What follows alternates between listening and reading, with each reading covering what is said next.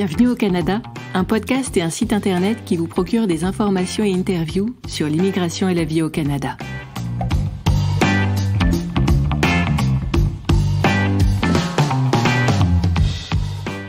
Salut à vous, aventuriers du Nouveau Monde! Emma Charlin au micro, auteure, accompagnatrice en mobilité internationale et podcasteuse. C'est l'épisode 10 du podcast et je l'enregistre à la fin juin 2023. Vous l'avez peut-être remarqué, cet épisode n'a pas la même musique d'introduction que d'habitude. Et pour cause, c'est un épisode spécial. Avec l'été qui s'en vient, je me suis dit qu'un peu de détente nous ferait à tous le plus grand bien.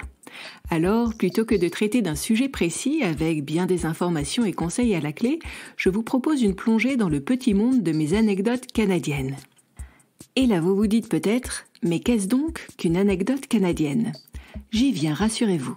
Mes anecdotes canadiennes sont de petites histoires où une personne part au Canada, se prend les pieds dans le tapis et apprend de ses erreurs. En gros, ce sont des tranches de vie, plaisantes et drôles, où un immigrant découvre qu'il ne sait pas ce qu'il ne sait pas. Disons qu'il fait l'expérience d'un mini-choc culturel, si vous préférez. L'épisode de ce jour est sponsorisé par mon livre « Décodeur anglais et québécois demandés ». Dans ce second volume de la collection Anecdotes canadiennes, le langage et ses complexités sont mis à l'honneur. Car à l'évidence, la communication a du mal à passer, surtout quand on n'a pas la chance d'être bilingue en québécois ou anglais. Problèmes de vocabulaire et d'accent, logement, travail, soirée entre amis, vie de couple, voilà autant de sujets abordés dans les histoires de ce recueil. En plus de mise en situation bienvenue, chaque partie est ponctuée d'informations et de suggestions. Vous pouvez acheter ce livre sur vos plateformes de vente habituelles, vous pouvez même demander à votre bibliothèque canadienne de l'acquérir, puis de le mettre en ligne sur les plateformes Overdrive et Bibliotheca. Dans cet épisode du podcast, je vous offre 2 anecdotes tirées du second volume de ma série, Décodeur anglais et québécois demandés. Et cet ouvrage parle de quoi au juste ? Vous l'avez deviné, des problèmes de communication que l'on peut rencontrer quand on ne parle pas très bien encore québécois ou anglais. Je vais donc vous lire 2 histoires parmi les nombreuses qu'il contient. Quant aux informations et coups de pouce en fin d'histoire, je ne les ai pas enregistrées, mais vous pourrez les retrouver dans le livre, assurément. Sans plus tarder, faisons connaissance avec Cécilia. Elle avait les bons mots en anglais, mais à vrai dire, quelques références locales lui manquaient. Il y a des jours où ce n'est pas facile de parler anglais. On a beau essayer d'améliorer son accent ou son vocabulaire, rien ne va. Pourtant, je ne ménage pas mes efforts. J'écoute des émissions en anglais, dès que je le peux, j'engage la conversation, je note de nouveaux mots dans mon carnet et je les apprends par cœur. J'ai le bon système et la bonne attitude, il n'y a pas à dire, mais à la vérité, ça ne suffit pas. Pas toujours en tout cas. Des confusions surviennent parfois sans crier gare. Oh, ce n'est pas grand-chose. Une petite équivoque ici, une autre petite là, et puis l'air de rien. Le contexte me manque et de gros malentendus surgissent.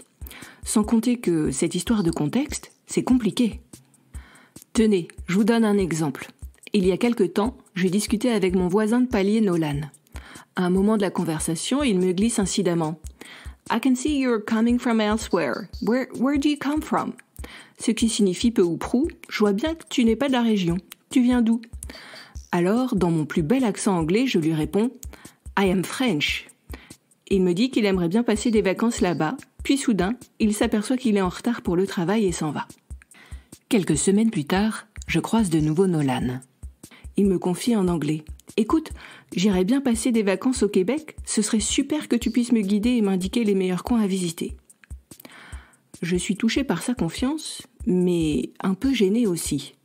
Je vis au Canada depuis combien de temps ? Peut-être 5 mois à peine ? À part la Nouvelle-Écosse et l'île du Prince-Édouard, je ne connais pas grand-chose. J'ai bien atterri à Montréal, mais de là à dire que je connais la place, non, pas vraiment. Alors je lui réponds « Je suis désolée Nolan, mais je ne connais pas assez le Québec pour te conseiller. Je peux te prêter un guide si tu le souhaites. » Il semble interloqué, perdu même. Il m'interroge de nouveau. « But you're French, right ?» Bah oui, je suis française, mais je vois pas le rapport. Je viens de Marseille, moi. Alors, je peux te dire bien des choses sur la basilique Notre-Dame de la Garde et le Vieux-Port. Je peux te raconter mes années passées à Paris à courir de musée en musée. Mais de là à devenir guide touristique sur les meilleurs coins du Québec, il y a un monde, franchement. Je sors de ma rêverie et réponds enfin à sa question. Yes, I am French. De gros points d'interrogation semblent jaillir de ses yeux. À moins que ce ne soit un signal d'alerte du type « Erreur, il y a un truc qui cloche, elle est louche cette fille ». Alors, je rajoute d'une petite voix « I am coming from France ». D'un coup d'un seul, son regard s'éclaire. Ça a fait tilt, comme on dit. Il me décoche un grand sourire et me dit « But of course, I understand everything now ». J'étais soulagée. Il avait tout compris. Apparemment, il ne comptait plus sur moi pour lui tracer un parcours aux petits oignons dans la belle province. De mon côté, je n'avais rien compris du tout. Qu'est-ce qui l'avait fait changer d'avis ? Quelle différence y a-t-il entre « I am French » et « I am coming from France ». Honnêtement, c'est pareil, non ? J'ai dû rester un petit moment bouche bée, car il s'est senti obligé de me donner une explication. Voilà en gros ce qu'il m'a révélé. Cécilia, quand tu dis « I'm French » au Canada, cela veut dire que tu parles français et que tu es originaire du Québec ou du Nouveau-Brunswick. Voilà ce que ça signifie pour des Canadiens anglophones. Je croyais que tu venais du Québec, moi. J'étais loin d'imaginer que tu venais de France. C'est tellement loin, la France. À Halifax, en Nouvelle-Écosse, on rencontre rarement des Français de France, tu sais. Mazette, c'était donc cela. J'avais utilisé le bon mot pourtant, French, mais il recouvrait deux réalités différentes. Les Québécois du Québec et les Français de France. Tout faisait sens à présent, sauf que, pendant un temps, je n'avais rien compris à notre conversation. I'm French. Non mais, franchement, tu parles d'un quiproquo. Faisons à présent la connaissance de Nathan. Ça pour sûr, il parlait bien français. Sauf que le français de France et le français du Québec ne recouvrent pas toujours la même réalité. Autant jouer franc jeu, je suis ce qu'on appelle communément un geek. J'aime tout ce qui touche aux nouvelles technologies. Les ordinateurs, les tablettes, les téléphones intelligents, les GPS, les appareils numériques. J'affectionne tout ce petit monde-là et je stocke des dizaines d'appareils chez moi. Des petits, des gros, des vieux, des récents, des anciens, d'une marque, d'une autre et puis d'une autre encore. À mes heures perdues, je les connecte, je les compare, je les programme, je les teste et je les améliore. Bref, je suis un vrai mordu. Mais bon, pas de chichi entre nous, je suis au courant. Ces appareils sont merveilleux certes, mais ils ont leurs limites. Dernièrement, j'ai expérimenté l'une d'elles et ça m'a pas vraiment plu. Mon GPS m'a lâché en plein déplacement. Vous le croyez ça ? Paf ! Sans explication. Écran noir. Impossible de le redémarrer. J'ai bien essayé de le brancher sur l'allume-cigare de la voiture, de le tapoter doucement, de l'éteindre et de le rallumer. Rien n'y a fait. Paix à son âme, il n'était plus. La mienne dame, par contre, elle était pas vraiment en paix. Je déteste être en retard. J'étais attendue chez des amis et la soirée allait commencer bientôt. Et pour couronner le tout, j'avais oublié de prendre mon chargeur de téléphone. Alors au final, ce qui devait arriver est arrivé. Mes 10% de batterie ont pas tenu le coup. Au bout de quelques minutes de géolocalisation, mon téléphone s'est éteint. Mort. Lui, par contre, il avait eu la gentillesse de m'envoyer tout plein de signes avant-coureurs. Des messages, des bips, un écran sombre, et puis plus rien. J'ai assisté à son déclin la mort dans l'âme. Je me suis presque senti mal. Ce qui me rassurait un peu tout de même, c'est que, plus tard, je pourrais le ressusciter. Enfin, si j'arrivais à trouver mon chemin, bien sûr. Parce que sans GPS et sans téléphone, c'était pas gagné. Je sentais gros comme une maison ce qui allait se passer. J'allais me faire chambrer et dans les grandes largeurs en plus. Un pressentiment comme ça. Alors, l'as de la tech, on oublie son câble, on sait plus conduire ni se repérer sans ses joujoux. Ouais, à coup sûr, mes copains n'allaient pas me louper. J'allais en prendre pour mon grade toute la soirée. En attendant, il allait bien falloir que je la trouve cette maison. Heureusement que je m'y étais déjà rendu une fois. Une chance aussi que je connaisse l'adresse. Enfin, disons le nom de la rue parce que le numéro de la maison, négatif, je connaissais pas par cœur. Allez, ça va le faire, que je me disais. 1 sur 2, c'est déjà pas si mal. Où pouvait-elle bien être, cette rue ? Bon sang, ça faisait déjà 1 quart d'heure que je tournais en rond dans le quartier et je trouvais rien. Ah, ce que ça pouvait m'énerver. Avec un GPS, tout aurait déjà été plié. Tout. J'ai fini par faire un truc incroyable, le genre de truc que mes parents faisaient autrefois quand j'étais petit. J'ai demandé mon chemin à un passant. « Vous tournez à la 3e lumière à droite et vous y êtes », qu'il m'a dit. 3e lumière à droite. D'accord, ok. Ah j'étais pas loin du but en fin de compte. Comme quoi, je me débrouillais plutôt bien sans mon GPS. Non mais Oh, c'est qui le king de l'orientation, hein?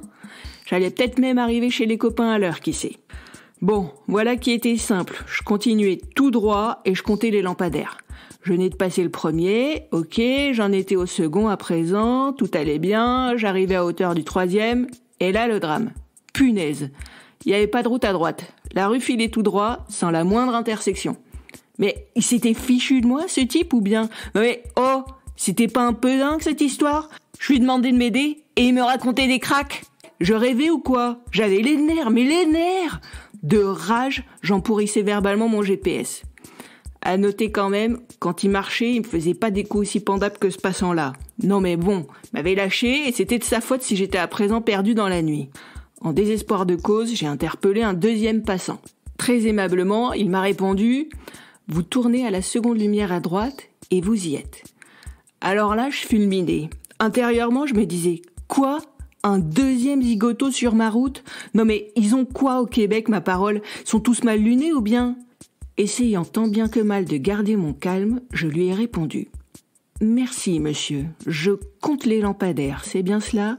Il m'a regardé un peu perplexe, a souri, puis a ajouté.